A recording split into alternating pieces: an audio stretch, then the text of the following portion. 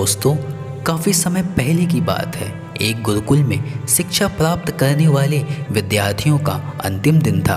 विद्यार्थी घर लौटने के लिए काफ़ी उत्साहित थे। सभी शिष्यों के एकत्रित हो जाने पर गुरुदेव ने कहा, प्रिय शिष्यों, आज इस गुरुकुल में आप लोगों का अंतिम दिन है। मैं चाहता हूँ कि जाने से पहले आप सभी एक छोटी सी परीक्षा देने के लिए दौड़ में भाग लें। इस दौड़ में कहीं आपको कुछ खोजना होगा तो कहीं आपको पानी में उतरना होगा एवं अंत में अंधेरी जगह से निकलना भी होगा। तो क्या आप तैयार हैं? सभी शिष्य बोले, जी गुरुदेव, हम सभी तैयार हैं। दौड़ आरंभ होते ही सभी शिष्य तेज गति से भागने लगे। सभी बाधाओं को पार करते हुए अंत में एक ऐसी जगह पहुँचे जहाँ बहुत अंधेरा था। शिष्य अंदर गए तो हर जगह नुकीले पत्थर पड़े हुए थे। पत्थरों की चोट से सभी को असहनीय पीड़ा हो रही थी। सभी ने जैसे तैसे दौड़ को समाप्त किया और गुरुकुल पहुंच गए। गुरु ने कहा, शिष्यों, मैं देख रहा हूँ कि आप लोगों में से कुछ लोगों ने इस दौड़ को बहुत ही जल्दी पूरा कर लिया है और कुछ लोगों ने अधिक समय लिया है। ऐसा क्यों हुआ? आप तो सभी एक साथ ही दौड़ रहे थे। इस पर एक शिष्य ने कहा, गुरुदेव, हम सभी एक साथ ही थे और हम सभी साथ साथ ही दौड़ रहे थे, परंतु अंधेरे स्थान पर पहुंचते ही अलग ही स्थिति आ गई थी।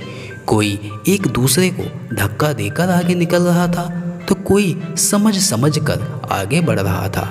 कुछ तो ऐसे भी थे जो नुकीले पत्थरों को उठाकर अपनी जेबों में भर रहे थे, जिससे उनको समय लग रहा था।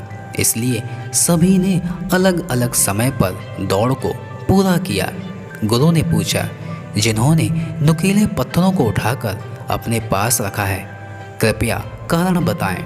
उनमें से एक शिष्य ने कहा, हमें लगा जो पीड़ा हमने सही है वह पीछे आने वाले लोगों को ना सहनी पड़े, इसलिए हमने उन पत्थरों को अपनी जेबों में रख लिया। गुरुदेव ने कहा, ठीक है, जिन्होंने पत्थरों को उठाया है कृपया आगे आएं और मुझे वो पत्थर दें। कुछ शिष्य सामने आए और जब वे जेब से पत्थर निकालने लगे तो पत्थरों को निकालते समय उन्होंने देखा कि जिन्हें वो पत्थर समझ रहे थे दरअसल में वे बहुमूल्य हीरे थे।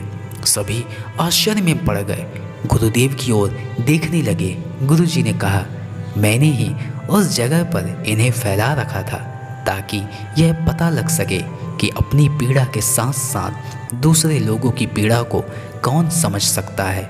जिन्होंने भी इन पत्थरों को हटाने का कार्य किया है वे श्रेष्ठ हैं।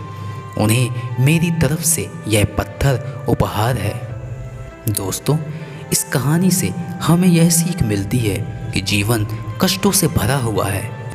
इस दुनिया में हर किसी के जीवन में कष्ट ज़रूर होता है, मगर सफल और श्रेष्ठ इंसान वही होता है जो अपने कष्टों को हमेशा नज़रअंदाज करता है और दूसरों के कष्टों को हमेशा दूर करने का प्रयास करता है और यह प्रयास करते हुए अपनी मंजिल को ज़रूर हासिल करता है। यही कार्य उस इंसान को जीवन में सफल और श्रेष्ठ बनाता है। बहुत बहुत धन्यवाद।